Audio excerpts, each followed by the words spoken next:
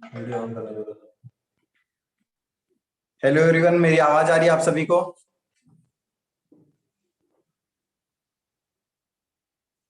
और जल्दी से अपने वीडियोस ऑन कर लो।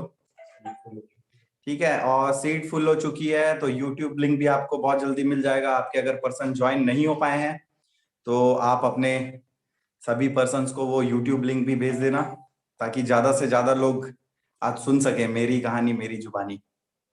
ठीक है, तो एक्साइटेड हो आप लोग? चैट बॉक्स में एक बार ही लिख देना। ठीक है, और बस तुरंत हम कुछ ही देर में स्टार्ट करने वाले हैं। बहुत सारे लोग बहुत तेजी से आ रहे हैं और सीट तो पहले ही फुल हो चुकी है। मीटिंग स्टार्ट होने के पहले ही सीट फुल हो चुकी है।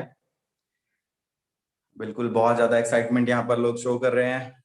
और एक सेकंड।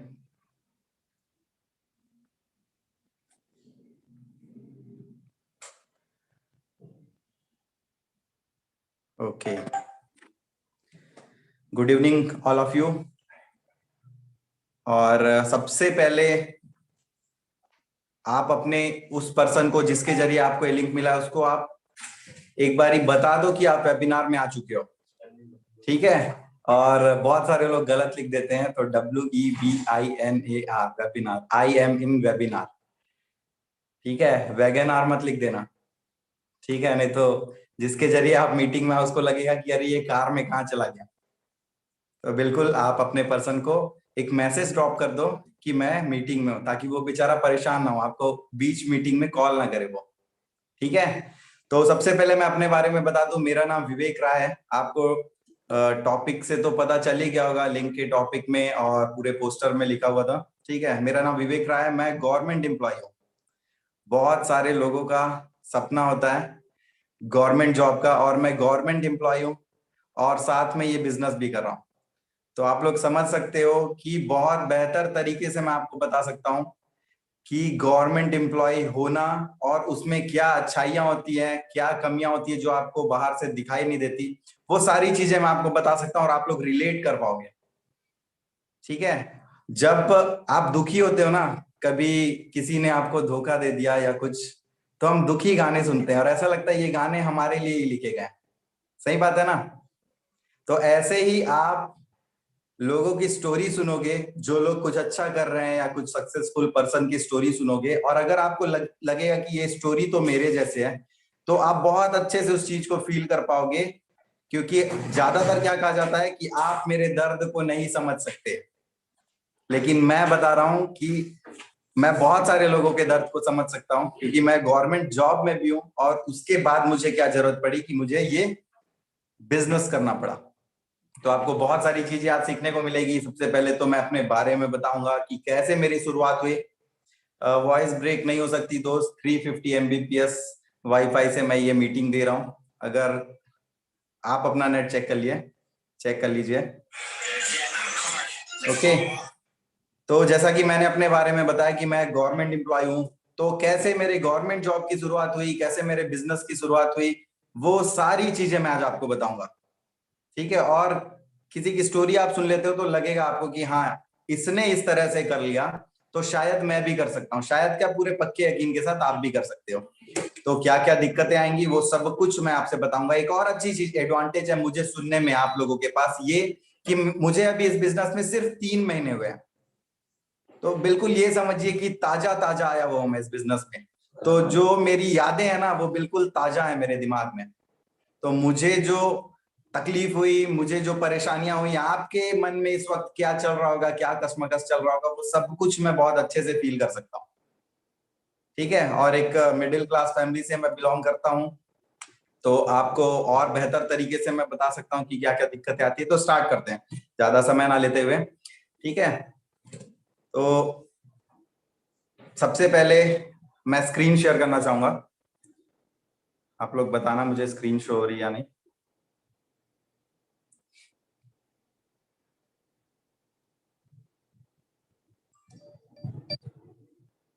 स्क्रीन शो हो रही है आपको?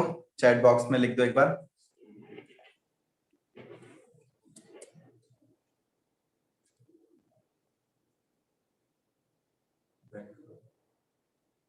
ओके, ठीक है, तो सबसे पहले तो जब मेरी जॉब स्टार्ट नहीं हुई थी, तो मैं अभी भी हूँ क्रिकेट का इतना बड़ा दीवाना या पागल कहो। जहां से आप लोगों की सोच शायद क्रिकेट की दीवानगी के लिए खत्म होती है ना, वहां से मेरी शुरुआत होती थी। बहुत ही ज्यादा, बहुत सारे लोग खुश हो गए, उनके चेहरे पे स्माइल आ गई कि अरे क्रिकेट की बात आ गई, मुझे भी पसंद है क्रिकेट। हर किसी को पसंद है क्रिकेट, सबसे पसंदीदा खेल है हमारे देश में कहा जाए तो। इसी की वजह से दूसरे खेलों की स्थिति बिगड़ी हुई है। तो क्रिकेट की दीवानगी इतनी ज्यादा कि मैं, कई बार ऐसा होता था कि घर पे, और थोड़ा सा बिगड़ा हुआ था मैं, ठीक है, बिगड़ा हुआ इन द सेंस कि मैं कभी घर पे ये बोल के निकलता था कि मैं पास के शहर में, लगभग यहाँ से 50 या 70 किलोमीटर दूर क्रिकेट खेलने के लिए जा रहा हूँ। ठीक है, और उस समय हमारे हाथ में ये भी नहीं कि मोबाइल हो, छोटे वाले मोबाइल थे, लेकिन ये भी नहीं कि सबके पास हो। ठीक है, तो मैं बस बोल कर जाता था कि मैं क्रिकेट खेलने पास वाले शहर में जा रहा हूँ, आज हमारा वहां मैच है। ठीक है, अगर जीत गए तो शायद मैं कल कल का मैच खेल के आ जाऊंगा। और वापस आता था कभी 7 दिन के बाद, कभी 10 दिन के बाद, और आने के बाद जम के धुनाई होती थी। एक बार घर से निकलते थे तो 7 7 10 10 दिन तक पता नहीं होता था, हम इस शहर से उस शहर, उस शहर से उस शहर, कई बार तो राज्य के बाहर चले जाते थे क्रिकेट खेलने के लिए। मैंने ऑल इंडिया यूनिवर्सिटी लेवल तक क्रिकेट खेला है। ठीक है, अपने यूनिवर्सिटी का प्रतिनिधित्व भी किया है। मतलब ये समझिए कि रणजी ट्रॉफी से जरा सा चूक गया था मैं। ठीक है, तो ये सारी चीजें अब आप देख सकते हो कि कम उम्र में क्रिकेट की दीवानगी, बच्चों के साथ, बड़ों के साथ। ठीक है, जब अपना सपना क्रिकेट से पूरा नहीं हो पाया, क्रिकेटर बनने का सपना हर किसी के, क्रिकेट खिलाड़ी के दिमाग में होता है, दिल में होता है। हर कोई चाहता है कि मैं क्रिकेटर बन जाऊं, लेकिन बहुत ज्यादा मेहनत है एक अच्छा स्पोर्ट्स पर्सन बनने में। हम शायद जितना अंदाजा भी नहीं लगा सकते, है ना। आप पढ़ाई करके शायद ज्यादा कुछ अचीव कर पाओ, लेकिन अगर आपको स्पोर्ट्स पर्सन बनना है ना, तो डूब जाना पड़ता है सब कुछ छोड़ के। और क्रिकेट तो ऐसा है कि आप नजर घुमा के देखो, चारों तरफ लोग सिर्फ क्रिकेट खेल रहे हैं, सिर्फ क्रिकेट खेल रहे हैं, इतनी ज्यादा कंपटीशन। तो धीरे धीरे धीरे एहसास हुआ कि सपना टूट रहा है, क्रिकेटर बनना मुश्किल होता जा रहा है। ठीक है, तो अब जब सपना टूटता है ना, तो जैसे ज्यादातर माँ बाप होते हैं, आपने दंगल मूवी देखी होगी, बहुत सारी मूवीज देखी होगी आपने, जिसमें बाप का सपना टूटता है तो वो बच्चे से सपना पूरा करवाता है। तो मेरी तो शादी नहीं हुई थी उस समय। ठीक है, तो मैंने क्या किया, मैंने क्रिकेट एकेडमी खोलने की कोशिश की बच्चों को, ताकि मैं सिखा पाऊं। मैं लेवल 1 कोच भी हूँ, क्रिकेट कोच भी हूँ, अपने डिस्ट्रिक्ट का सिलेक्टर भी हूँ, हेड कोच भी हूँ। ठीक है, और इस तरह से हम लोग देखो क्रिकेट खेलने जाया करते थे दूर दूर के गाँवों में भी। कई बारी तो ऐसा होता था कि हमको ट्रकों में लिफ्ट लेकर जाना पड़ता था, गाड़ियां नहीं चलती थी, कई बार कुछ कुछ दूरी तक हम जंगलों के रास्ते से भी जाते थे। ठीक है, तो इस तरह से हम क्रिकेट खेलने जाते थे। फिर मैंने जब क्रिकेट एकेडमी बनाने का फैसला किया, तो सबसे बड़ी दिक्कत आई फंड की कमी। ठीक है, फंड की कमी, क्योंकि क्रिकेट एकेडमी बनाने के लिए बहुत सारे पैसे चाहिए होते हैं। तो मैंने अपनी सेविंग कुछ कुछ लगानी स्टार्ट कर दी। मैंने अपना बाइक बेचा, मेरे पास एक कैमरा था, मैंने वो बेच दिया, और कुछ कुछ चीजें मैंने बेचकर क्रिकेट एकेडमी में पैसे लगाने स्टार्ट किए। और तकरीबन इधर उधर से सपोर्ट के बाद मैंने 4 लाख रुपए क्रिकेट एकेडमी में लगाए। खुद से मेहनत भी किया ताकि पैसा बचे। आप देख सकते हो कि क्रिकेट का पिच बनाने के समय मैंने खुद से मेहनत किया, बच्चे लोग मेरे जो स्टूडेंट थे उन लोगों ने खुद से मेहनत करके ये एकेडमी बनाने में मदद किया। ठीक है, और लॉकडाउन के समय मैं ऑनलाइन कोचिंग भी देता था, क्रिकेट कोचिंग देता था, बहुत अच्छा रिस्पांस मिला मुझे। मेरा क्रिकेट का एक पेज भी है, बीडीसीए क्रिकेट एकेडमी के नाम से, आप लोगों को बहुत अच्छे वीडियोस मिलेंगे उसमें, बेसिक लेवल के। ठीक है, और ये तो रही क्रिकेट की बात। अब क्रिकेट एकेडमी तो मैंने खोल ली, लेकिन ऐसा समय आया कि वो क्रिकेट एकेडमी हमसे छीन ली गई। छीन ली गई इन द सेंस, सरकार ने उस जमीन पर कुछ दूसरा, यानी कि बैडमिंटन कोर्ट बनाना स्टार्ट कर दिया। तो क्रिकेट एकेडमी हमारे हाथों से चली गई, 4 लाख रुपए पूरे हमारे डूब गए। बहुत सारे लोगों को लग रहा होगा अपनी कहानी बता रहा है। ठीक है, आप रिलेट कर पाओगे आगे, आप देखना कि कैसे मैं जॉब में आया, कैसे बिजनेस में आया, ये सारी चीजें। ठीक है, तो ये जो ऑनलाइन जो ये क्रिकेट कोचिंग की तस्वीरें ये अभी की है, लोग ये गलतियां गलतियां बहुत जल्दी पकड़ते हैं। ये ना बोलते हैं कि अरे ये तो बता रहे हैं कि जॉब के पहले 12 साल से जॉब करते हैं, और अभी ऑनलाइन कोचिंग की तस्वीर दिखा रही है, अभी की तस्वीर है जॉब के साथ साथ वाली। ठीक है, और स्कूल के समय जब मेरी जॉब स्टार्ट हुई थी ना, तो मुझे 3,500 रुपए पहली सैलरी मिली थी। और दीवानगी क्रिकेट की ऐसी कि लोग मुझसे कहते थे, मेरे रिश्तेदार मुझसे कहते थे कि अपनी मम्मी को साड़ी देना अपनी पहली तनख्वाह से।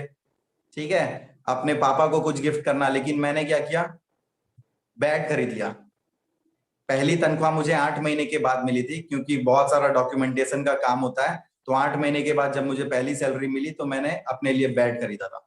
और जॉब की शुरुआत भी कैसे हुई, कई बार मैंने कुछ छोटे छोटे जॉब क्विट किए, है ना। एक बार रेलवे की नौकरी क्विट की, यानी कि ज्वाइन ही नहीं किया मैंने, सिर्फ इसलिए कि क्रिकेट खेलने को मिले। फिर एक समय ऐसा आता है ना, जब घर वाले हावी हो जाते हैं, आपके ऊपर जिम्मेदारियां बढ़ जाती है, तब आपको कुछ ना कुछ करना होता है। तो वैसे समय में मुझे मजबूरन ये जॉब करनी पड़ी, क्योंकि पापा का सपना था कि ये जॉब करे। तो मैंने जॉब ज्वाइन की, है ना। और उसके साथ कुछ एक्स्ट्रा करने के लिए, कुछ एक्स्ट्रा पैसे के लिए, 3,500 रुपए में खुद का शौक भी पूरा नहीं होता था, खर्चे भी नहीं निकलते थे। तो मैं मूर्तियां बनाता था। आप देख सकते हैं गणपति का समय, ये एकदम स्टार्टिंग का फोटो है ये। जब मैंने स्टार्टिंग में गणपति बनाना स्टार्ट किया था, बहुत सारे लोगों के लिए मूर्तियां बनाता था, उससे कुछ पैसे आ जाते थे। ठीक है। और उसके बाद जब मेरी जॉब लगी, तो मुझे एक स्कूल मिला जहां तक पहुंचना भी मुश्किल था, बहुत ज्यादा इंटीरियर, बाइक भी वहां तक नहीं जाती थी। शुरुआत में एक नाला था, जिसे पार करके मुझे अपने बाइक को नाव के ऊपर लेकर जाना पड़ता था। और मेरे शहर से 45 किलोमीटर दूर वो स्कूल। ठीक है। तो इस तरह से कठिन परिस्थितियों से होते हुए मुझे जॉब पे जाना पड़ता था। और बदले में कितने मिलते थे स्टार्टिंग में? लगभग 3,600 समथिंग कुछ, है ना, 3,500 के आसपास। तो इतनी कठिनाइयों के बाद पेट्रोल का खर्चा, बहुत सारा मेहनत, और ये मेरा स्कूल आप लोग देख सकते हो, बहुत मुश्किल से आपको जूम करोगे तो छोटा सा स्कूल दिखाई देगा। गवर्नमेंट स्कूल कुछ इसी तरह का होता है गांवों में। ठीक है, आप लोग देख सकते हो, ये मेरा स्कूल है। ठीक है। और ये कुछ तस्वीर, ये मैं ज्यादा देर के लिए नहीं रखूंगा, जल्दी से आप देख लो। अनोखा था मेरा स्कूल। जब मैंने स्टार्ट किया ना वहां पे, तो मेरे स्कूल में सभी बच्चे, इतना ज्यादा इंटीरियर आप अंदाजा भी नहीं लगा सकते। शायद मैं बोलूंगा तो आपको ना हंसी आएगी या यकीन नहीं होगा। स्टार्टिंग में मेरे स्कूल के या मेरे गांव के बच्चे, वो बिना कपड़ों के स्कूल आते थे या स्कूल के आसपास घूमते थे। आप ये समझ लीजिए कि ऐसा गांव जो अभी भी आजादी के पहले वाले युग में जी रहा था। तो स्कूल में ही मैं बच्चों के लिए कपड़े रखता था, वहीं उनको नहलाता था, और वहीं उनको कपड़े पहनाकर फिर स्कूल में बिठाता था। ठीक है। और ये स्कूल की प्यारी सी तस्वीर। और इस तरह से मेरा जॉब चलता था। सबको गवर्नमेंट जॉब लगता है ना कि अरे टीचर की नौकरी, बढ़िया से जाओ, एक लेक्चर दो और सब कुछ हो गया। तो आप इस तस्वीर में देख सकते हैं कि एक गवर्नमेंट जॉब में क्या क्या दिक्कतें आती है, क्या क्या करना पड़ता है। हमको पोस्टमैन बनाया जाता है, हमको डिलीवरी बॉय बनाया जाता है। बीच में तो मेरी एक ऐसी ड्यूटी लगी थी कोरोना ड्यूटी के अलावा, कि जहां मुझे गांव के 8 गांव के गाय और बैल की गिनती देनी थी, कि 8 गांव में, आसपास जो छोटे छोटे गांव थे, उन 8 गांव में कितने गाय हैं, कितने बैल हैं, कितनी बकरियां हैं। तो आप अंदाजा लगा सकते हो टीचर कितना रेस्पेक्टेड जॉब होता है। विदेशों में लोग सबसे ज्यादा अगर किसी की इज्जत करे तो शायद टीचर की करते हैं। और इंडिया में क्या स्थिति है, जो बच्चों का भविष्य बना रहा है, उससे कुछ इस तरह के काम करवाए जाते हैं। ये मान लो कि पढ़ाने के अलावा ना सब काम हमको दिया जाता है। पढ़ाने के अलावा सारे काम हमको दिए जाते हैं गवर्नमेंट जॉब में।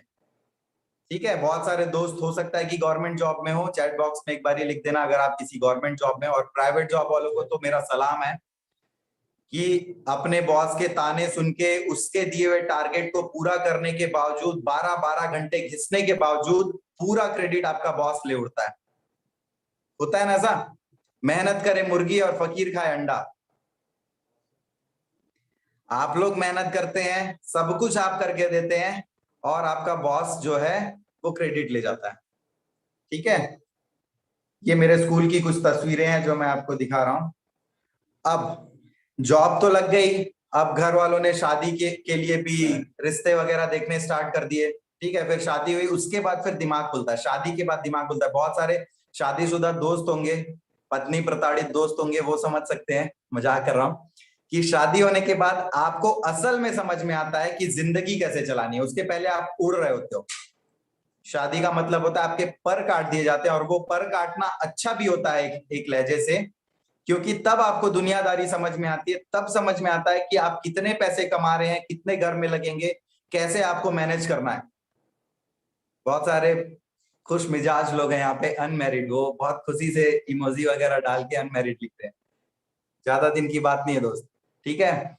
तो अब मेरी शादी हुई, उसके बाद फिर अब हमने डिसाइड किया कि अब हम अपने घर को सिस्टम से चलाएंगे और लिखेंगे कि कितना खर्च हो रहा है, कैसे हमको आगे गृहस्थी चलानी है। तो उस समय मेरी तनख्वाह करीब 29,000 पर पहुंच गई थी 12 साल के बाद। 2009 में 3 मार्च 2009 को मैंने अपना जॉब स्टार्ट किया था और करीब 11-12 साल के बाद मैं पहुंचा 29,000 रुपए पे। ठीक है, और मैंने और मेरी वाइफ ने डिसाइड किया कि अब से हम खर्चे लिखेंगे, क्योंकि ना खर्चे बहुत बढ़ गए थे और समझ में नहीं आ रहा था कि हम पैसे क्यों नहीं बचा पा रहे हैं। हम चाहते थे कि कम से कम 5-7 हजार रुपए सेविंग हो, ताकि हम आगे चलकर कुछ बड़ा कर सकें, घर ले सकें या शायद कुछ और कर सकें, लेकिन पैसे बच ही नहीं रहे थे, बल्कि जो सेविंग थी वो भी धीरे धीरे कम हो रही थी। हमने लिखने का डिसाइड किया। आप लोग समझना बहुत अच्छे से, आपके घर पे भी शायद आपके मम्मी पापा या शायद आप लोग ये करते हो। तो हमने खर्चे लिखने का डिसाइड किया, ये सोच के कि जो बेफिजूल के खर्चे है ना वो हम कम करेंगे। धीरे धीरे वो हमको समझ में आएगा कि कौन कौन से बेफिजूल के खर्चे हैं, वो धीरे धीरे हम कम करेंगे। हमने लिखना स्टार्ट किया। पहले महीने हमने बहुत कटौती की और जो खर्चा बैठा वो था 37,000 रुपए का, करीब 37,000 रुपए का। 29,000 रुपए की सैलरी और 37,000 करीब का खर्चा। फिर हमने सोचा चलो हो सकता है 1-2 त्योहार थे, किसी को गिफ्ट वगैरह देना था, तो थोड़े खर्चे बढ़ गए हो, 1 महीने और ट्राई करते हैं। 1 महीने और हमने लिखा, थोड़ी सी सैलरी और बढ़ी थी, 30,000 रुपए हुई थी उस समय सैलरी। और 1 महीने के बाद जब हमने फिर से लिखा तो इस महीने खर्चा 37,000 नहीं आया, 38,000 आया, 1,000 और ज्यादा, जबकि हमने बहुत कटौतियां की थी। तो अब समझ में नहीं आ रहा था कि इतने पैसे एक्स्ट्रा कैसे लग रहे हैं, और ये एक्स्ट्रा पैसे आते कहां से थे। बहुत सारे लोग दिमाग लगा रहे होंगे ना कि 29-30,000 की सैलरी और 38,000 रुपए खर्च हो रहे हैं, तो ये पैसे कहां से आ रहे होंगे। तो वो पैसे यहां से आते थे। आपको देखकर ऐसा लग रहा होगा कि मैं कश्मीर की वादियों में बर्फीले तूफान के बीच फंस गया हूं।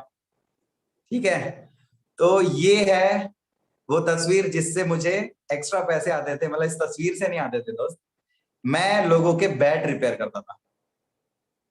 ठीक है, मैं लोगों के बैट रिपेयर किया करता था, जिससे मुझे 6-7 हजार रुपए एक्स्ट्रा इनकम होती थी, और बहुत अच्छा बैट रिपेयर करता था मैं। रणजी प्लेयर्स भी मुझे अपने बैट रिपेयर करने के लिए देते थे। ठीक है, तो ये बैट का जो लकड़ी का डस्ट होता है ना, वो है। आप लोगों को स्क्रीन शो हो रही है ना? ओके, ये तस्वीर ज्यादा देर के लिए नहीं रखूंगा, आप स्क्रीनशॉट ले लोगे। फिर एक दिन मेरी लाइफ में एक बच्चा है, 21 साल का छोटा सा बच्चा, जिसकी तस्वीर आपको यहाँ पर दिख रही होगी। उन्होंने मुझे ये बिजनेस बताया और उनका नाम है जहान सर। बहुत इज्जत के साथ, बहुत ही सम्मान के साथ मैं उनका नाम लेता हूँ। मेरे छोटे भाई हैं, वो मुझसे क्रिकेट सीखे हुए हैं, लेकिन उन्होंने मुझे बिजनेस बताया, बिजनेस सिखाया, और मैं आज उनको अपना गुरु मानता हूँ। ठीक है, तो 21 साल के बच्चे ने, यहाँ बहुत सारे लोग परेशान हो रहे हैं कि अपनी स्टोरी सुनाओगे क्या। आपकी स्टोरी अब चालू होती है, बिजनेस आ गया ना यहाँ पे। बिजनेस में आपको क्या करना है, कैसे आप रिलेट कर पाओगे, अब आप देखना, परेशान होने की जरूरत नहीं है। तो इस 21 साल के बच्चे ने मुझे इस बिजनेस से इंट्रोड्यूस करवाया, जिनका नाम है जहान सर, जहान शेख। ठीक है, उन्होंने मुझे इस बिजनेस के बारे में बताया। आज से करीब 8-8.5 महीने पहले मुझे बिजनेस के बारे में बताया, बोला कि भैया आप शायद ये बिजनेस अच्छे से कर सकते हो, एक बारी देखो आप, है ना, आपको एक्स्ट्रा कुछ अर्निंग वगैरह का आप बात कर रहे थे, एक बारी देखो, शायद आपको अच्छा लगे। तो मैंने पहली लाइन उनको बोली कि भाई इस तरह का काम मुझसे नहीं हो पाएगा, मैं घर घर जाकर प्रोडक्ट नहीं बेच सकता, मैं ये काम नहीं कर सकता। तो उन्होंने कहा कि आप एक बार देखो तो सही। ठीक है, तो मैंने पहली ट्रेनिंग लगाई, कुलवीर सर, आदरणीय कुलवीर सर की ट्रेनिंग मैंने अटेंड की। ठीक है, और आज कुलवीर सर का बहुत बड़ा योगदान है, अंजना मैम का, जहान सर का बहुत बड़ा योगदान है, मैं जो भी हूँ, जितना भी मैं कर पा रहा हूँ। तो कुलवीर सर की ट्रेनिंग मैंने अटेंड की और बहुत अच्छा लग रहा था। ट्रेनिंग में देख रहा था कुलवीर सर बहुत अच्छे से एक एक चीजें समझा रहे थे, सुनने में ही मजा आ जा रहा था। आप लोगों को भी अच्छा लगा होगा, एक बार यस लिख देना अगर कुलवीर सर की ट्रेनिंग आपको बहुत अच्छी लगी होगी, क्योंकि मैं तो बहुत पसंद करता हूँ, उनकी कोई ट्रेनिंग मिस नहीं करता। तो कुलवीर सर को मैं सुन रहा था, बहुत सब कुछ अच्छा लग रहा था। फिर मेरा डर मेरे सामने आ गया, और वो डर क्या था? प्रोडक्ट। जैसे ही प्रोडक्ट वाला हिस्सा सामने आया, मैंने मीटिंग बंद कर दी। मैंने मीटिंग बंद कर दिया, क्या सोचकर कि ये तो फिर से वही चीज आ गई, प्रोडक्ट बेचना पड़ेगा। मैंने मीटिंग बंद कर दिया। ठीक है, और जहां सर को मैंने कुछ भी रिप्लाई नहीं किया, मैंने कुछ भी नहीं बोला उनको। ठीक है, और गायब हो गया कुछ समय के लिए नक्शे से। कि ये सोच के कि प्रोडक्ट बेचने का काम होगा। आप लोगों को क्या अभी भी ये लगता है कि प्रोडक्ट बेचने का काम है? अगर कोई भाई कोई दोस्त अगर इसी दुविधा में फंसा हुआ है ना, तो एक बार चैट बॉक्स में यस लिख देना, मैं लास्ट में फिर क्लियर कर दूंगा आपको। ठीक है, उसके बाद फिर कुछ महीनों तक ऐसे ही नॉर्मली सब चलता रहा। फिर एक दिन 15 मई का दिन है, अच्छे से सुनना दोस्त, 15 मई के दिन मैंने जहान सर का स्टेटस देखा, उन्होंने स्टेटस में लगाया हुआ था 53,000 रुपए का चेक, और अप्रैल का ये चेक था। ठीक है, अप्रैल का ये चेक था, और अप्रैल के महीने में कंप्लीट लॉकडाउन था। मैं अपने घर से भी बाहर नहीं निकला था। सब्जी वाला हमारे घर के सामने तक आता था, हम उसके टोकरी में एक पैसे और पर्ची डालते थे, और वो हमको सब्जियां हमारे घर के सामने थैले में रख कर चला जाता था। इतना कंप्लीट लॉकडाउन था, मैं अपने घर से बिल्कुल भी नहीं निकला था। ठीक है, जो कंफ्यूज है लास्ट में कंफ्यूजन दूर हो जाएगा दोस्त, बने रहना। ठीक है, तो ऐसे समय में जहान सर का मैंने देखा 53,000 रुपए का चेक, तो मुझे ये बात तो समझ में आ गई कि कंप्लीट लॉकडाउन में, जबकि मैं अपने घर से बाहर नहीं निकला हूं, जहान सर भी नहीं निकले होंगे, तो प्रोडक्ट बेचने तो कहीं भी नहीं गए होंगे, किसी के भी घर पे नहीं गए होंगे, चाहे प्रोडक्ट बेचना हो चाहे बिजनेस करना हो, किसी के घर पे तो नहीं गए होंगे। तो ऐसा क्या किया उन्होंने घर बैठे बैठे कि इस महीने जबकि सब लोग परेशान हैं, उनका 53,000 रुपए का चेक आया, ऐसा क्या किया उन्होंने? तो मैंने उनसे कॉल करके पूछा कि भाई बताओगे कि करते क्या हो? तो उन्होंने कहा कि मैंने तो आपको पहले ही बोला था, एक बार आप ट्रेनिंग देखो तो सही, और आपके भी पर्सन ने आपसे यही कहा होगा, आप एक बार देखो, खुद से डिसाइड करना। ठीक है, तो मैंने इस बार फैसला किया कि चलो यार एक बारी, अब मैं पूरी ट्रेनिंग लगाऊंगा, चाहे कुछ भी हो जाए, अच्छा एक्सपीरियंस रहे तो भी, खराब एक्सपीरियंस रहे तो भी मैं ट्रेनिंग लगाऊंगा, क्योंकि ट्रेनिंग लगाने से अगर कुछ फायदा नहीं हुआ ना, तो कम से कम कुछ नुकसान तो नहीं होगा। ये सोच के मैंने ट्रेनिंग अटेंड करना स्टार्ट किया। अब पहली ट्रेनिंग फिर से कुलवीर सर का सामना, प्रोडक्ट जैसे ही आया फिर से मुझे डर लगा कि अरे प्रोडक्ट बेचना पड़ेगा, लेकिन मैंने सोचा चलो यार एक बार देख लेता हूँ। फिर धीरे धीरे हर दिन की ट्रेनिंग, कुछ डाउट्स होते थे जहान सर से पूछता था, वो क्लियर करते थे, फिर कुछ डाउट होता था जहान सर से पूछता था, वो क्लियर करते थे। रिसर्च करता था मैं, यूट्यूब पर कुछ वीडियोस देखता था और बेहतर तरीके से समझने के लिए कि क्या ये बिजनेस सही है, क्या इतने चेक्स दिखा रहे हैं वो सच में आते हैं। मुझे तो बिल्कुल भी यकीन नहीं हुआ था, मैं सच बताऊं, माफी चाहूंगा, बहुत सारे हैं ग्रेट लीडर्स हैं जो दिखाते हैं कि हाँ ये कारें, ये बड़े बड़े चेक्स, मुझे नहीं यकीन था, शायद आपको भी यकीन नहीं आया होगा।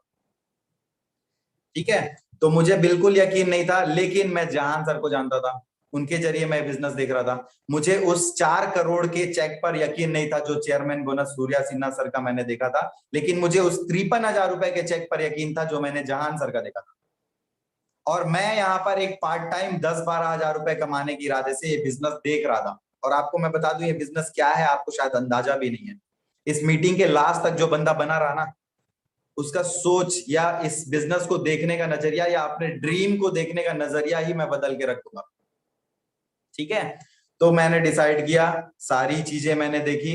ठीक है, और लास्ट में आखिर में जो भी डाउट्स थे वो जहान सर ने क्लियर किए। फिर मुझे लगा कि अरे यार अब तो मैं ये बिजनेस कर सकता हूँ। फिर मेरे सामने एक पहाड़ खड़ा हो गया, एक राक्षस आ गया मेरे सामने, जो शायद इस वक्त आप लोगों के सामने है, आप उसको मार नहीं पा रहे हो। और वो राक्षस कौन सा था? एक बार लिख दो चैट बॉक्स में, कौन सा राक्षस आप लोगों के सामने खड़ा है जो आप लोगों को डरा रहा है। बिल्कुल, यहाँ पर मैसेजेस आने स्टार्ट हो गए हैं। ठीक है, बहुत सही जा रहे हो आप लोग। अरे सबका राक्षस एक जैसा ही है, क्या बात है। ठीक है, तो वो राक्षस मेरे सामने भी आया था, सबके सामने आता है। उस राक्षस को मारने के बाद हम आगे बढ़ते हैं।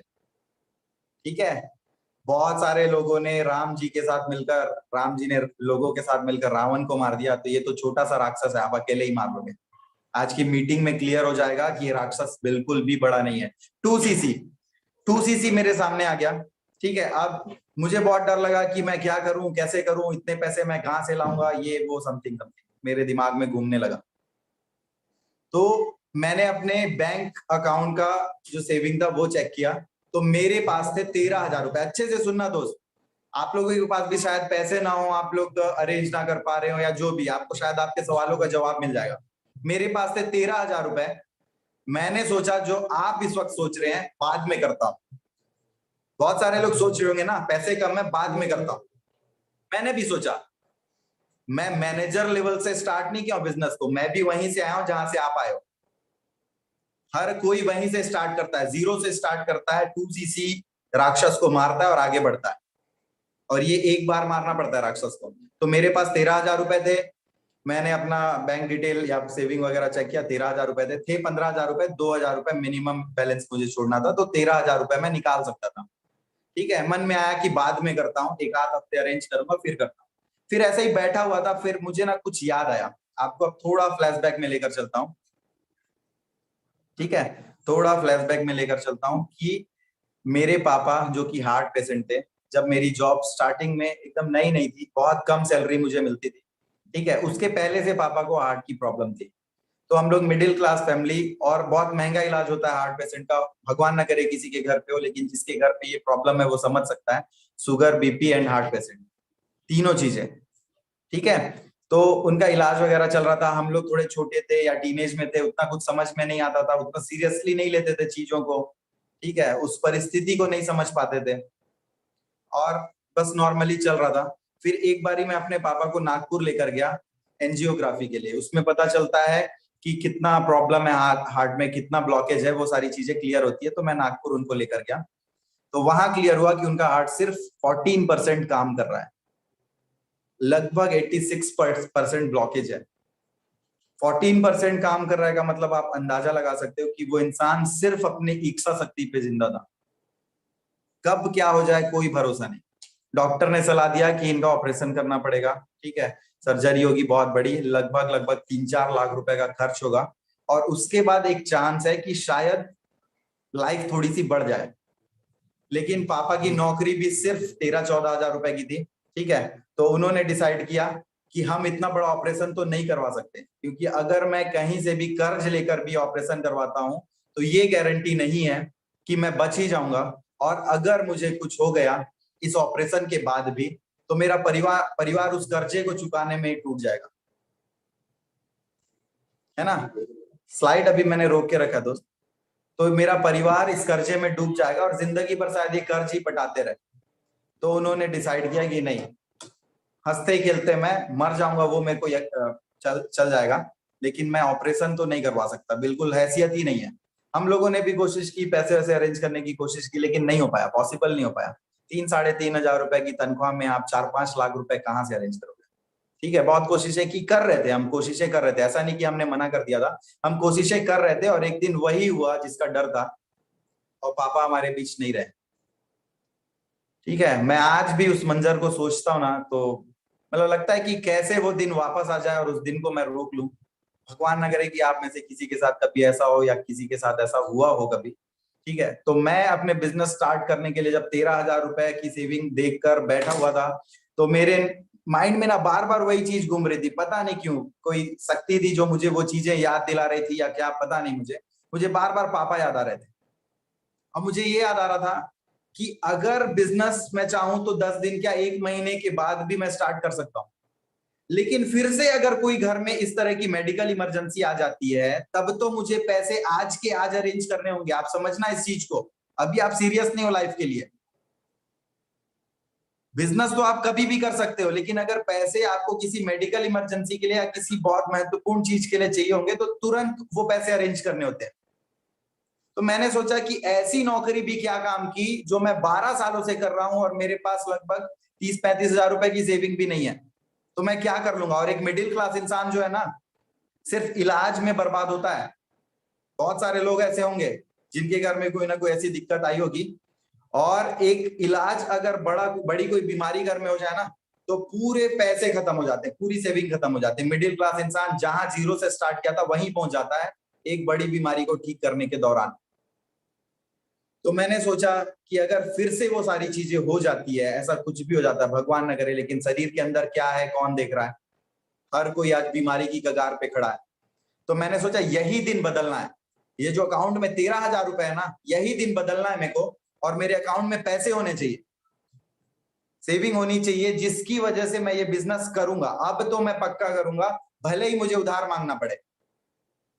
और उधार मांगकर हम क्या कुछ स्टार्ट नहीं करते। कभी आपने मोबाइल के लिए दोस्तों से उधार मांगा होगा, कभी बाइक के लिए दोस्तों से उधार मांगा होगा, कई बार तो अपने पापा को भी हम नहीं बताते, अपने पेरेंट्स को भी हम नहीं बताते, और महंगा मोबाइल खरीद लेते हैं। आईफोन का शौक सबको होता है, बहुत सारे लोग किस्त में उठाते हैं। लेकिन बात होती है ना जब अपनी जिंदगी पर पैसे लगाने की या अपने करियर पर पैसे लगाने की, तो हमको डर लगता है। अगर आप अपने ऊपर यकीन नहीं करते ना, आपको खुद पर विश्वास नहीं है, तो आप जिंदगी में किसी पर भी विश्वास नहीं कर सकते। ठीक है, तो मैंने डिसाइड किया, अपने रिश्तेदारों से मैंने लगभग 18-19 हजार रुपए उधार मांगे और मैंने राक्षस को मारा। मुझे राक्षस को मारते समय ये डर लग रहा था कि चलो 2cc कर भी लो, शायद प्रोडक्ट से थोड़े बहुत पैसे वापस भी आ जाएं, पूरे ना ही सही कुछ तो वापस आ जाएं। ये भी यकीन नहीं था कि प्रोडक्ट से पैसे वापस आएंगे, क्योंकि प्रोडक्ट मुझे उस समय ऐसे ही लगते थे जैसे कि आज आपको लगते होंगे कि हाँ ठीक ठाक होता होगा। जब तक किसी चीज का रिजल्ट आप ना देखो ना, खासतौर से अपने घर पे, तो शायद आपको यकीन नहीं होता कि उसका रिजल्ट क्या है। ठीक है, तो मैं भी वैसा ही था, मुझे भी लगता था कि रिजल्ट आएगा नहीं आएगा।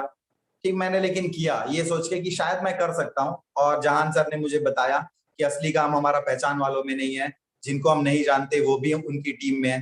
तो ये सब देखते हुए मैंने डिसाइड किया, चलो अगर मान लो हर महीने थोड़े थोड़े पैसे ही आएंगे, क्योंकि मेरे को पार्ट टाइम में ही करना था। 10-12 हजार रुपए मैं सोच के आया था, 10 हजार भी मिलते हैं पर महीने के तो खुश हूं मैं, ये सोच के मैंने स्टार्ट किया। और पहले महीने मुझे सिर्फ 6 दिन में, 23 मई को मैंने स्टार्ट किया था, पहले 6 दिन में मुझे 16 हजार रुपए का चेक आया। बहुत सारे लोगों को शायद यकीन ना आए 16 हजार रुपए का चेक आया नहीं आया, तो वो भी मैं आपको दिखा देता हूँ। पहले 6 दिन में मेरा चेक था 16 हजार रुपए का। ठीक है, बहुत सारे लोग को अभी भी लगता होगा कि हाँ ये लोग सिर्फ बोलते हैं, शायद इतने पैसे नहीं आते। ठीक है, तो ये है मेरे पहले 6 दिन का ईमेल चेक का। ठीक है, कि कितने पैसे आए, 15,699। 16 हजार मैंने गलत बोल दिया था, राउंड फिगर में बात करने की आदत होती है एक इंसान को। ठीक है, और उसके बाद फिर नेक्स्ट मंथ मुझे आया 33 हजार समथिंग का चेक। तो आप समझ सकते हो कि मुश्किल से मुझे 30-35 दिन हुए थे, प्रोडक्ट से तो मेरे पैसे आ ही गए थे, उसके अलावा आप जूम करके देख लेना, उसके अलावा लगभग 1 महीने में मेरे पैसे भी रिकवर हो गए। यहाँ पर मैंने चैन की सांस ली कि हाँ पैसे तो वापस आ गए, और मैंने 33 हजार कभी सपने में भी नहीं सोचा था कि इतने मुझे पहले महीने आ जाएंगे। मैं 10-12 हजार रुपया सोच कर आया था, आ जाता है तो ठीक, नहीं तो खुश हूँ। ठीक है, उसके बाद अगले महीने एक कमाल हुआ, मैं और जहान सर बैठे हुए थे, बातें कर रहे थे। ठीक है, और मुझसे जहान सर ने पूछा कि इस महीने कितने का चेक आ सकता है आपको, तो मैंने बताया कि मुझे लगता है कि 42 से 45 हजार रुपए का आएगा। ठीक है, कैसे आए इतने चेक मुझे लगता है आपको अभी तक काम समझ में नहीं आया होंगे। ठीक है, सब कुछ क्लियर होगा लास्ट में। तो मैं और जहान सर बैठ के बातें कर रहे थे। ठीक है, बातें कर रहे थे, तो उन्होंने मुझसे पूछा कि कितने पैसे बन सकते हैं भैया इस मंथ तक आपको। तो मैंने बताया 42 से 45 हजार रुपए। तो उन्होंने बोला कि अरे बोनस का जो डिटेल है ना वो आ गया होगा, एक बार ही चेक करो। तो हम लोगों ने चेक किया। ठीक है, और कितना का कितने का पे आउट शो हो रहा था उसमें, 61 हजार रुपए का। तो मैं खुद शॉक्ड हो गया कि मैं अंदाजा लगा रहा था 42 से 45 हजार रुपए आएंगे, लेकिन चेक बना था, पे आउट बना था 61 हजार रुपए का। तो मैं तो भूल ही गया था कि मुझे टीम से भी पैसे आने हैं। असली कमाई तो ये है कि ऐसे पैसे जिसपे मैंने मेहनत नहीं किया, किसी और ने किया, और वहां से मुझे पैसे आएंगे। तो वो पैसे मुझे मिले थे करीब 16-17 हजार रुपए। ठीक है, बहुत सारे लोगों को डाउट होता है कि भारत सरकार ये सारे काम जानती नहीं जानती, टैक्स कटा है दोस्त, आप देख लेना इसमें। ठीक है सर, 6 दिन में कैसे चेक आएगा, मंथली आता है ना। मंथ चलता है 1 से 30 तारीख के का। आपने 23 को स्टार्ट किया, मैंने 23 को स्टार्ट किया, तो 23 तारीख से 30 तारीख का जो पे आउट है वो था 15,699 रुपए। वो मुझे आया 13 तारीख को, अगले महीने की 13 तारीख को मैसेज आया, 15 तारीख को अकाउंट में आया। बिल्कुल सही, आपके मन में कोई सवाल आए तो पूछ डालना, डाउट लेके मत जाना यहाँ से। ठीक है, तो ये 61 हजार रुपए का चेक मुझे मिला। इस महीने मुझे मिला है, आप देख सकते हो, जस्ट मुझे बिजनेस के 3 महीने समथिंग हुए हैं, ये चौथा महीना है। ठीक है सर, पैसे कैसे आए ये तो बताइए। अकाउंट में है मेरे दोस्त, मैंने काम किया उसके बदले मुझे पैसे आए। अब काम क्या करना होता है वो तो आपको पता चल गया अगर आपने सारी ट्रेनिंग लगाई है। ठीक है, आप कौन से लेवल पे हैं, मैं सुपरवाइजर लेवल पे हूँ। मैंने 28 दिन में अपना सुपरवाइजर लेवल क्लियर किया था। ठीक है, तो ये मेरा लास्ट मंथ का चेक है 73 हजार रुपए का। मैं क्या सोच कर आया था, मैंने आपको स्टार्टिंग में ही बताया ना, मैं क्या सोच कर आया था कि 10-12 हजार रुपए अगर महीने के आ जाते हैं काफी है। मैंने आपको पहले ही बोला कि जितना आप इस बिजनेस को सोच रहे हैं ना, उससे कहीं बड़ा ये बिजनेस है। बीच में कुछ स्लाइड्स मैंने आगे बढ़ा दिए थे, वो मैं आपको दोबारा शो करूंगा। ऑनलाइन रहता है ना सर, मैं आज तक किसी के घर नहीं गया दोस्त, किसी के भी घर नहीं गया, अपने घर पे बैठ के काम करता हूँ। कभी कभी स्कूल से 2-4 फोन कॉल्स कर लेता हूँ। अभी भी मैं जॉब कर रहा हूँ, मैंने जॉब नहीं छोड़ा अभी भी मैं जॉब कर रहा हूँ। जॉब के साथ बहुत सारे लोगों का ये दिक्कत होता है कि टाइम नहीं होता। मेरे पास टाइम नहीं है। क्यों टाइम नहीं है? क्योंकि मैं नेटफ्लिक्स देखता हूँ, इंस्टाग्राम पे मुझे रील्स देखने होते हैं, इसीलिए मेरे पास टाइम नहीं है। अगर आपके पास अपने जीवन को बनाने के लिए टाइम नहीं है ना, तो एक ऐसा टाइम आएगा जब आपके पास सिर्फ टाइम रहेगा और कुछ भी नहीं रहेगा, पैसे नहीं रहेंगे, सिर्फ टाइम रहेगा। तो अभी जितना टाइम है ना, उसका उपयोग कर लो, ताकि एक समय आपके पास पैसे भी रहें और टाइम भी रहे। इमेजिन करना, एक बहुत अच्छा, मैंने एक ऐसे स्टोरी सुनी थी एक हमारे ही ग्रुप के बड़े लीडर से, कि लोग क्या कहते हैं, कुछ लोग स्टेटस डालते हैं, कुछ लोग ना सिर्फ ना व्हाट्सएप और इंस्टाग्राम में ज्ञान फैलते हैं। शायद मेरी बातें किसी को खराब भी लगे, बहुत सारे लोग इंस्टाग्राम में व्हाट्सएप में ज्ञान देते हैं, बड़े बड़े स्टेटस, ऐसे ऐसे स्टेटस रहते हैं जो जिंदगी में उन्होंने खुद कभी फॉलो नहीं किए होंगे। तो ऐसे ही मैं एक स्टेटस देख रहा था, ठीक है, कि जिंदगी में पैसे सब कुछ नहीं होते, रिश्तों की अहमियत है, ये है वो है, समथिंग समथिंग। बहुत अच्छी बात है, अच्छी चीज है, लेकिन पैसे जरूरी नहीं क्या? एक बार ही लिख देना। सर कोई एज लिमिट भी होती है? 18 ईयर्स। एक बार ही लिख देना कि जिंदगी में क्या पैसे जरूरी नहीं है? इमेजिन करो, आप अपनी गर्लफ्रेंड के साथ एक बहुत अच्छे रोड के या एक अच्छे लोकेशन में बैठे हुए हो और भीख मांग रहे हो।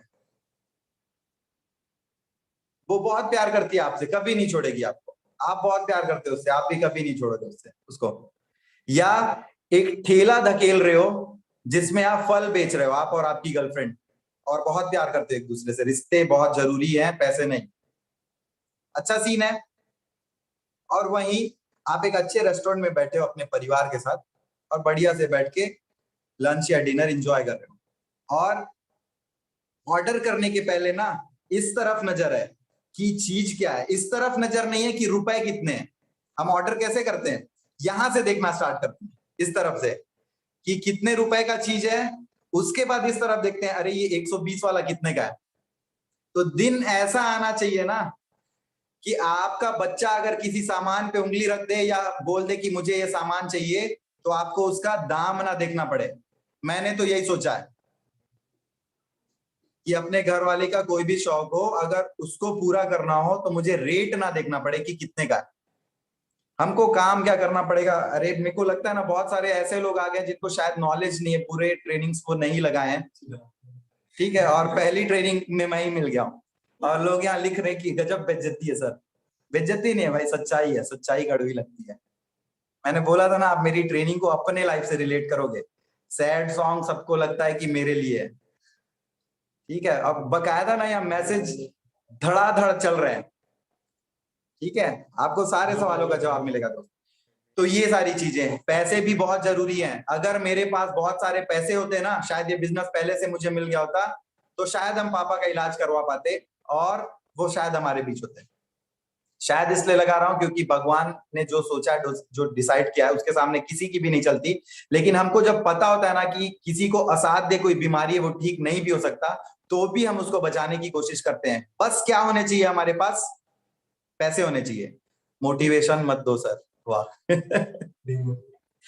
अच्छा आप एक बार बताओ दोस्त, कि बहुत बड़े बड़े लोग सुसाइड करते हैं, है ना, अच्छे अच्छे पद पर बने हुए लोग सुसाइड करते हैं। अभी अभी कुछ समय पहले सुशांत सिंह राजपूत ने सुसाइड किया। अब उसको बताओ, एजुकेशन की कमी थी या मोटिवेशन की? एजुकेशन तो बहुत था उसको।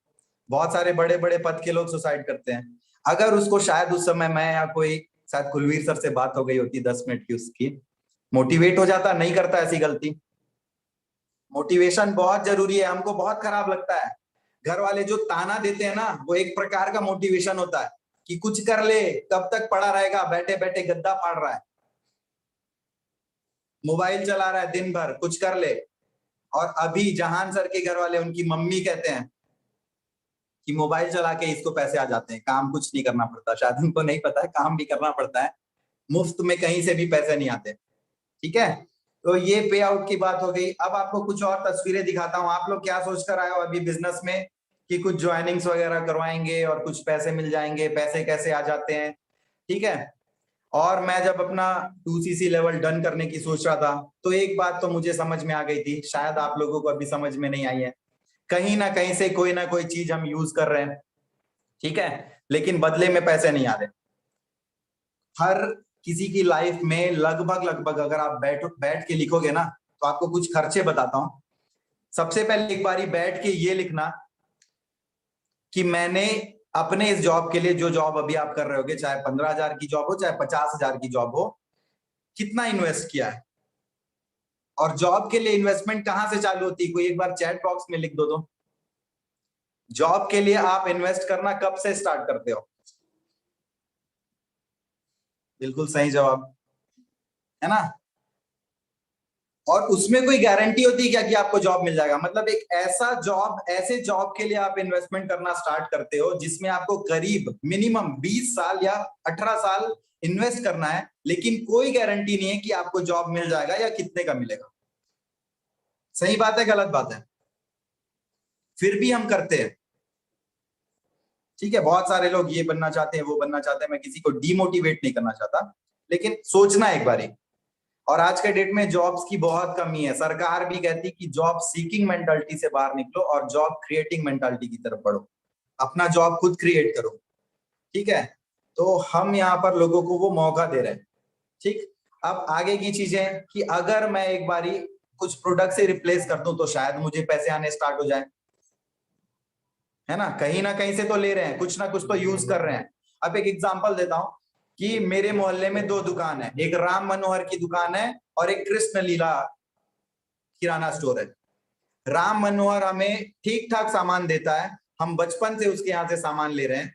फिर कृष्ण लीला करके एक शॉप है, ठीक है, उसने बेस्ट क्वालिटी के प्रोडक्ट दिए, बहुत अच्छे प्रोडक्ट, मतलब उसके जो सामान है आप बिल्कुल कमी नहीं निकाल सकते। किराने के जितने भी सामान है सब छटा छटाया बेस्ट क्वालिटी। ठीक है, प्लस उसके पास से अगर आप एक साथ 6 महीने का किराने का सामान लेते हो तो आपको एक मौका मिलता है पैसे कमाने का। वो क्या मौका होता है? अगर आप एक कस्टमर लेकर आओगे या एक और बंदे को बताओगे कि इस दुकान में अच्छा सामान मिलता है और वो बंदा उस दुकान से सामान लेगा तो आपको पैसे आएंगे। हम यहाँ जब घर वालों के साथ मैं निकलता था शॉपिंग करने के लिए तो 10 रुपए बचाने के लिए हम 10 दुकान घूम लेते थे। सबको चाहिए डिस्काउंट, इतना सा भी डिस्काउंट रहता है ना तो हम उसकी तरफ भागते हैं, भले थोड़ी सी क्वालिटी कम हो जाए, डिस्काउंट चाहिए। यहाँ क्वालिटी के साथ आपको एक जिंदगी भर का एक रास्ता मिलता है पैसे कमाने, जिसकी तरफ आप आए। और आपका दुकान वाला या आपके प्रोडक्ट वाला आपको लीडरशिप बोनस देता है क्या? आपको कार प्लान देता है क्या? आपको चेयरमैन बोनस देता है क्या? आपको ग्लोबल रैली देता है क्या? आपको एक रास्ता खुल जाता है पैसे कमाने का। ठीक है, तो ये सारी चीजें, बहुत सारी चीजें बताने को, अगर अलग से मैं स्पेशल सेशन करूँ ना तो शायद वो भी कम पड़ जाए। इतने प्रकार के आपको पैसे कमाने के जरिए यहाँ पर मिलते हैं। यहाँ पर एक चेक आपको दिख रहा होगा, आप अंदाजा लगाना, इसको कन्वर्ट करना। स्टूडेंट कैसे करे ये बिजनेस, सबके लिए है। इस बिजनेस की सबसे अच्छी बात बताऊं जो मुझे पसंद आती है कि हर कोई कर सकता है। आपसे पहले पूछा गया क्या कि आप कितने पढ़े लिखे हो? अरे आप 12th पास नहीं हो, सॉरी आपके लिए ट्रेनिंग नहीं है, आप नहीं कर पाओगे। पूछा गया आपसे? या ये कुछ कहा गया कि नहीं अरे आप तो 30 साल पार कर चुके हो, अब आपको नहीं मिल पाएगा? मैं खुद 32 ईयर्स का हूं और अभी मैंने स्टार्ट किया, 3 महीने हुए हैं। जब जागो तभी सवेरा। अभी लगता है कि पहले कर लेना था, वो 6-7 महीने पहले जब जहान सर ने बताया था ना तब कर लेना था, शायद और अच्छे मुकाम पे होता। ठीक है, तो जब आप बिजनेस स्टार्ट करो या ना करो, अगर नहीं करोगे ना आपके पास दो चीजें होंगी, और करोगे तो एक। ठीक है, अगर नहीं करोगे तो दो चीजें क्या होंगी? एक अच्छी कहानी होगी, अरे मेरे को भी ये बिजनेस पता चला था लेकिन उस टाइम मैंने इंटरेस्ट नहीं लिया। और दूसरी चीज क्या होगी मालूम? अफसोस। आपको अफसोस होगा, कर लेना था। और अगर बिजनेस स्टार्ट करते हो ना तो सिर्फ एक ही चीज मिलेगी, कितना बड़ा नुकसान है। और वो क्या है? आपके सपने पूरे करने का एक रास्ता। करना क्या है सर?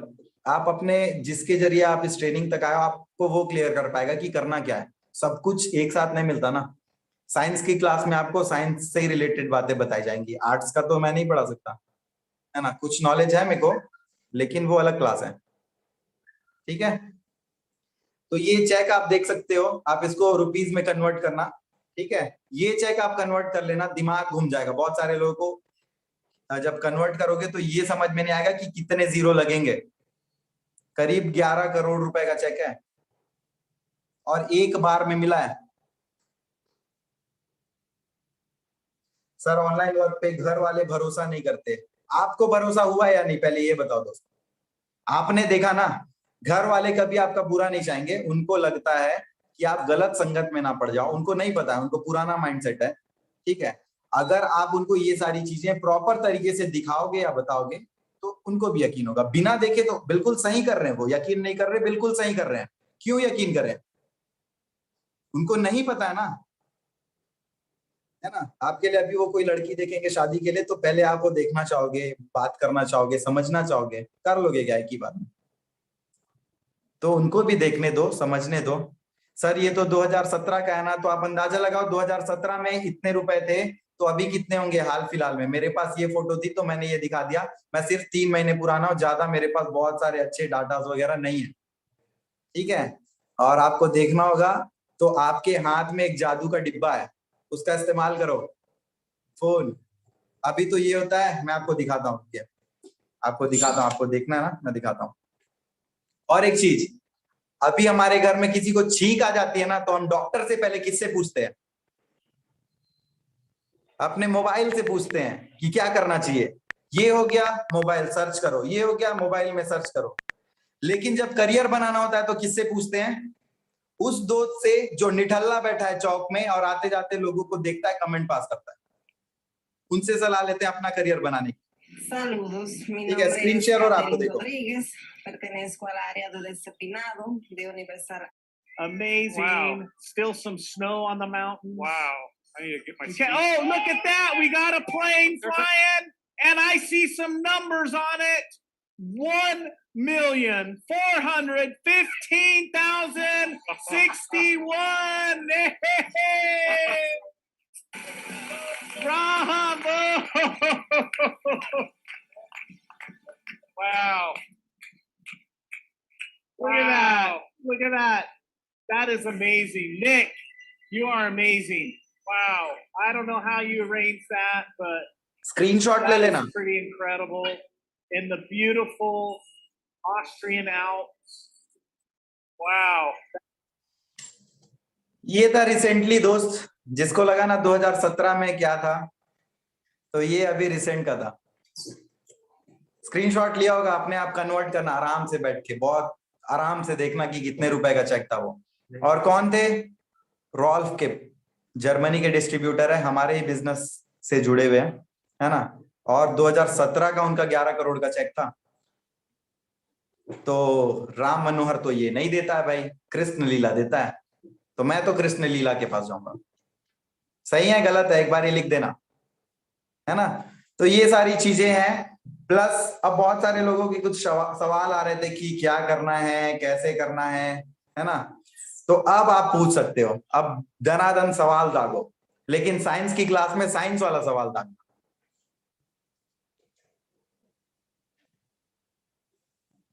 आपको दिख गया कि आगे क्या भविष्य आपको लगता है? पहले तो ये लिख दो, आपको ये लगता है कि नहीं लगता है कि यहां से 4 दिन इस बिजनेस को देखने के बाद यहां से आपने जो सपना देखा होगा वो पूरे हो सकते हैं या नहीं?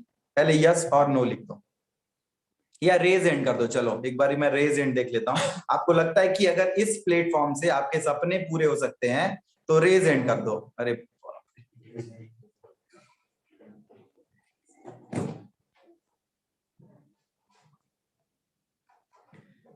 हर किसी को मुकम्मल जहां नहीं मिलता, किसी को जमीन नहीं मिलती तो किसी को आसमान नहीं मिलता। बहुत सारे रेज एंड आ गए। अगर हम इतनी जिंदगियां भी बदल पाए ना तो बहुत है। हम तो पैसे कमा लेंगे, हमारा हमारा मकसद ये है कि हमारे साथ जो लोग आते हैं ना वो पैसे कमा पाए। बहुत सारे रेज एंड आ गए। बहुत है, इतना मेरे लिए बहुत है, इतना मैंने नहीं सोचा था। अब आपको एक कहानी सुनाऊंगा, पहले वो कहानी सुन लेना, ठीक है? आप जो खुद पर यकीन नहीं करते हो ना, आप एक कहानी सुनना, बने रहना लास्ट तक, बहुत अच्छी कहानी है, शायद आपको छू जाए वो कहानी, ठीक? तो एक गांव में एक कथा प्रचलित थी कि उस गांव के पास जंगल में किसी गुफा में बहुत सारा अथाह खजाना है, अनलिमिटेड खजाना है, ऐसे एक कथा प्रचलित थी, नॉर्मली होती ही है ना? तो गांव वालों को, कुछ बूढ़ों को उस पर यकीन था, कई लोगों ने उसे ढूंढने की कोशिश भी की थी, और कुछ लोग उसे सिर्फ एक कथा समझते थे कि इतना खजाना तो हो नहीं सकता, क्योंकि ऐसा कोई गुफा ही नहीं है गांव के आसपास किसी जंगल में, ठीक है? तो उसी दौरान उस गांव के करीब उसी जंगल में एक बहुत ही पहुंचे हुए साधु महात्मा आते हैं और तपस्या में लीन हो जाते हैं। फिर गांव में एक खबर उड़ती है कि वो साधु महात्मा बहुत ही पहुंचे हुए हैं, अंतर्यामी है, वो बता सकते हैं, उनको पता होगा कि वो खजाना कहां पर है। तो ये कथा धीरे धीरे इतनी ज्यादा लोगों के बीच चर्चा का विषय बन जाता है कि गांव के सरपंच और सारे लोग डिसाइड करते हैं कि क्यों ना चल के एक चांस लिया जाए और उन साधु महात्मा से पूछा जाए कि क्या सच में कोई खजाना है, अगर होगा तो शायद गांव वालों की किस्मत बदल जाए।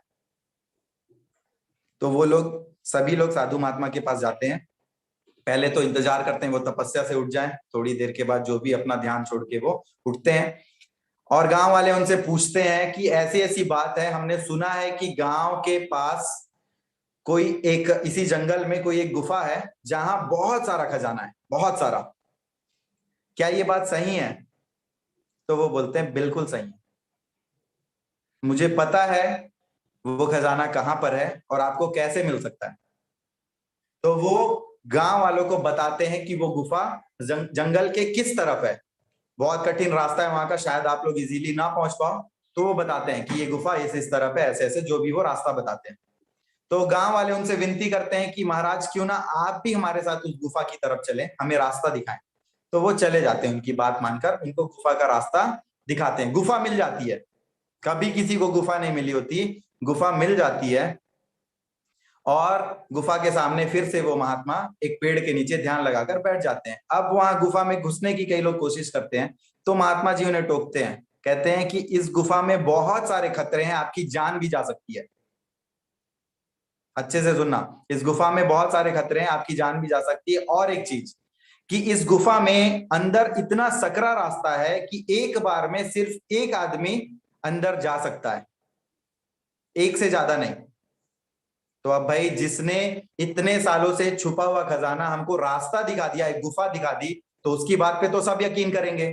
तो सारे लोग यकीन करते हैं कि हाँ महात्मा जी सही कह रहे होंगे, यहाँ खतरा है। बहुत सारे लोग पहले ही स्टेप में पीछे हो जाते हैं कि नहीं यार मैं तो नहीं जाऊंगा, मेरे को अपनी जान प्यारी है, मैं नहीं जाऊंगा, पीछे हो जाते हैं। कुछ जो दिलेर रहते हैं वो हिम्मत दिखाते हैं, तो वो अंदर की तरफ जाते हैं बारी बारी करके। पहले तो बहुत धक्का मुक्की होती है, फिर सरपंच महोदय डिसाइड करते हैं कि पहले कौन जाएगा, बाद में कौन जाएगा, पर्ची वगैरह वो निकालते हैं और डिसाइड होता है। एक एक करके लोग जाते हैं, अंदर जाते हैं, बाहर आते हैं खाली हाथ। फिर एक पर्सन अंदर जाता है, बाहर आता है खाली हाथ, बहुत डरा हुआ कोने में बैठ जाता है। उससे जब पूछा जाता है कि अंदर क्या मिला, तो बताता है अंदर बहुत सारे दरवाजे थे, मैंने जब पहले ही दरवाजा खोला ना तो बहुत सारे शेर उन्होंने मेरी तरफ हमला कर दिया, मैं जैसे तैसे अपनी जान बचाकर भाग कर आया। दूसरा पर्सन वो भी निराश होकर बाहर आता है, उससे पूछा जाता है तो बोलता है बहुत जहरीले सांप, जैसे ही मैंने दूसरा दरवाजा खोला सांपों ने मेरे ऊपर हमला कर दिया, या मेरी तरफ वो जैसे ही काटने को बढ़े मैं डर के वापस आ गया। ऐसे ही बहुत सारे पर्सन अपने अलग अलग कहानियां बताते हैं अंदर जाने के बाद उनसे, उनके साथ क्या क्या हुआ। और लगभग जितने लोग हिम्मत जुटाए हुए थे ना, उनकी हिम्मत जवाब दे जाती है, किसी को भी खजाना नहीं मिलता। फिर से जाते हैं वो बाबा के पास, वहीं बैठे हुए होते हैं और पूछते हैं बाबा क्या सच में खजाना है या सिर्फ यहाँ पे जंगली जानवर, भूत प्रेत, सांप, ये सारी चीजें? तो बोलते हैं खजाना 100% है, मैं आपको यहां तक लेकर आया हूं ना, खजाना भी है, 100% है। ठीक है, तो अब एक छोटा कम उम्र का नौजवान लगभग 16-17 साल का बैठा हुआ देख रहा होता है, क्योंकि उसको बारी नहीं दी जाती, क्योंकि आप छोटे हो, ऐसा करके उसको बारी नहीं दी जाती अंदर जाने की। तो वो बोलता है सबके हिम्मत हारने के बाद कि मैं भी कोशिश करना चाहता हूं, मैं भी जाकर देखना चाहता हूं कि सच में खजाना है या नहीं है। तो सारे लोग तो हिम्मत हार चुके होते हैं। तो मुखिया जी उसे कहते हैं ठीक है, तू भी शौक पूरा कर ले, हालांकि तू मर जाएगा। बड़े बड़े लोग नहीं जा पाए, नहीं निकाल पाए खजाना, जैसे तैसे अपनी जान बचा कर आए हैं, तू तो मर जाएगा। ठीक है, तो वो 16 साल का नौजवान, 17 साल का नौजवान अंदर जाता है। एक दिन बीत जाता है, वापस नहीं आता।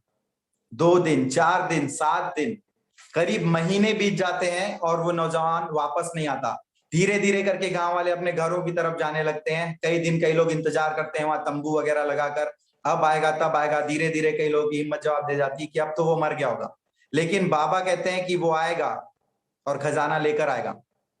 तो कुछ लोग हिम्मत जुटाकर वहां इंतजार में बैठे रहते हैं और करीब 30 दिन के बाद वो नौजवान कुछ पोटलियां लेकर बाहर आता है और लोगों को बताता है कि और भी बहुत सारे खजाने, इतने खजाने हैं कि हम लाते लाते थक जाएंगे, वो खजाना शायद खत्म नहीं होगा। अब उससे स्टोरी पूछी जाती कि भाई ऐसा क्या हुआ, सारे लोग तो भाग कर आ रहे थे, 30 दिन तो तू जिंदा कैसे रहा, सबसे पहली बात गुफा के अंदर, और जिंदा रह भी गया तो तेरे को खजाना कैसे मिला, इतने बड़े बड़े लोग नहीं ढूंढ पाए। तो अब वो बताता है कि अंदर उसके साथ क्या क्या हुआ होता है। ठीक है, और आने के बाद एक और अच्छी चीज कि वो पूरा खजाना गांव वालों को देता है, बोलता है मुझे नहीं चाहिए, आप रख लो। तो लोग बोलते हैं इतनी मुश्किल से 30 दिन तू वहां मशक्कत करके खजाना लेकर आया और अब खजाना हमको दे रहा है, ऐसा क्या हुआ तेरे साथ। सब सुनने को बहुत एक्साइटेड होते हैं। तो वो बताता है जब मैं गया ना तो देखा बहुत सारे दरवाजे थे, बहुत सारे दरवाजे थे। मैंने जब पहला दरवाजा खोला तो शेरों ने मेरे ऊपर हमला करने की कोशिश की, लेकिन मैंने बहुत गौर से देखा तो ये देखा कि वो शेर दरवाजे के बाहर नहीं आ रहे थे, दरवाजे के अंदर से मुझे डराने की कोशिश कर रहे थे। तो मैंने वो दरवाजा बंद कर दिया। फिर जब मैंने दूसरा दरवाजा खोला तो सांपों ने मेरे ऊपर हमला कर दिया, और फिर से वही बात कॉमन थी कि वो सांप दरवाजे के बाहर नहीं आ रहे थे, तो मैंने वो दरवाजा भी बंद कर दिया। ये सांप और शेर क्या है, आपके डर हैं जो आपके अंदर हैं। आपको डर लगता है, आप अंदर से डरे हुए हो, सच में वो डर नहीं है, मुझसे नहीं होगा जो है ना, वो आपके अंदर का डर है। आप करने की कोशिश करोगे तो हो जाएगा। ऐसे ही मैं एक के बाद एक सारे दरवाजे खोलता गया, और कुछ दिनों के बाद भूख प्यास से मेरी हालत बहुत खराब हो गई, मैं मरने की स्थिति में पहुंच गया। फिर लेकिन मैंने दरवाजा खोलने का सिलसिला जारी रखा, मैं एक के बाद एक दरवाजा खोलता गया। जब मैंने अगला दरवाजा खोला भूख प्यास से परेशान होके, तो उस दरवाजे के अंदर मुझे बहुत सारे खाने के लिए फल मिले। मैंने वो फल खाकर अपनी भूख मिटाई। एक और दरवाजा खोला, मुझे पीने के लिए बहुत अच्छे अच्छे पेय पदार्थ मिले। ऐसे ही मैं दरवाजे पे दरवाजे खोलता गया और आखिर में 2 दरवाजे बचे।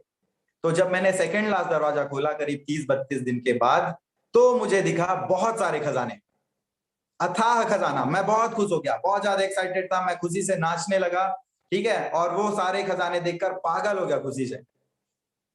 मैंने जब वो खजाने समेटने चालू किए तो मुझे समझ में आ गया कि इतने खजाने तो मैं समेट नहीं पाऊंगा। फिर वहां पर मुझे एक चिट्ठी लिखी हुई मिली, एक खत, जो पुराने समय में ऐसा रहता था ना गोल घुमा के। मैंने जब वो पर्ची खोली, वो चिट्ठी देखी, तो उसमें लिखा हुआ था, इतने में ही खुश हो गए क्या, अभी तो एक और दरवाजा बाकी है, उसे खोलकर नहीं देखना चाहोगे। तो मुझे लगा कि हाँ सच में यार, इतने सारे दरवाजे मैंने खोल लिए हैं, तो एक आखिरी दरवाजा, एक ट्राई मारा जाए। ठीक है, तो वो दरवाजा भी खोलने की कोशिश करता हूँ, वो भी देख लेता हूँ उसमें क्या है। तो मैं जब उस दरवाजे के पास गया और जैसे ही उस दरवाजे को खोला तो बहुत तेज रोशनी हुई, मैं कुछ देख नहीं पाया, बहुत तेज रोशनी हुई। जब मैंने अंदर जाकर जैसे तैसे खुद को संभाला और देखा, तो बहुत तेज रोशनी के बीच मुझे बहुत सारे आईने दिखाई दी। अब मैंने असली खजाने को ढूंढना शुरू किया कि कहाँ है वो असली खजाना। इधर देखूं तो मैं खुद को देखूं, क्योंकि आईने लगे हुए थे, दूसरी तरफ देखूं तो मैं खुद दिखाई दूं। जब मैं चारों तरफ घूम घूम कर देखने लगा तो सब तरफ मुझे मैं ही दिखाई दिया। तब मुझे पता चला कि असली खजाना मैं हूं। अगर मैं हूं ना, तो मैं ऐसे हजारों बार ऐसे खजाने, करोड़ों बार ऐसे खजाने खुद से बना सकता हूं, क्योंकि असली खजाना मैं हूं। ठीक है, तो आप जिस दिन आपको लगेगा ना कि मुझसे नहीं हो पाएगा, तो आप बोल देना ठीक है मुझसे नहीं हो पाएगा, लेकिन आईने के सामने खड़े होना और फिर नजरों से नजर मिला के बोलना, और बोलना मैं तो नहीं कर पाऊंगा दोस्त, तू कर लेगा, ठीक है। तो ओवरऑल ये आज की ट्रेनिंग थी, आपको उम्मीद करता हूँ बहुत अच्छा लगा होगा, अच्छा लगा ही होगा, अच्छी ट्रेनिंग थी, ठीक है। तो आप लोग बिल्कुल मुझे इंस्टाग्राम पे टैग करो, स्टोरी मेंशन करो अगर आपको लगता है। और एक अच्छी चीज इसलिए कि अगले 2 दिन में मैं एक बहुत बड़ा सरप्राइज देने वाला हूं, बहुत बड़ा सरप्राइज मैं रिवील करने वाला हूं इंस्टाग्राम पे। तो जो लोग मुझे इंस्टाग्राम पे कनेक्टेड रहेंगे, मुझसे कनेक्टेड रहेंगे, सिर्फ उनको ही वो सरप्राइज पता चलेगा कि 2 दिन के बाद ऐसी कौन सी ग्रैंड सरप्राइज आने वाली है विवेक सर से। सर आपकी इंस्टा आईडी क्या है? चलो मैं मेंशन कर देता हूं कि मेरी इंस्टा आईडी क्या है, जस्ट अ मिनट।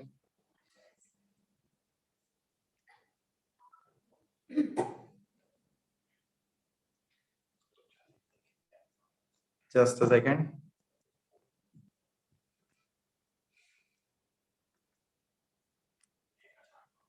ये मेरी इंस्टा आईडी है। बिल्कुल आप मुझसे कनेक्टेड, जो लोग मुझसे कनेक्टेड रहेंगे ना, उन लोगों को पता चलेगा कि आने वाले 2 दिन के बाद किस तरह का सरप्राइज आने वाला है, ठीक है। और ट्रेनिंग अच्छा लगा हो तो बता देना, बुरा लगा हो तो मैसेज करना पर्सनली, ठीक है। ओके, तो शुभ रात्रि। इतने सारे खजाने मेरे सामने बैठे हुए हैं, असली खजाने। उम्मीद करता हूं कि आप अपने आप को कम कभी नहीं समझेंगे, क्योंकि आपसे बड़ा खजाना कुछ भी नहीं, ठीक है। ऑल द बेस्ट आपके जिंदगी के लिए, आपके करियर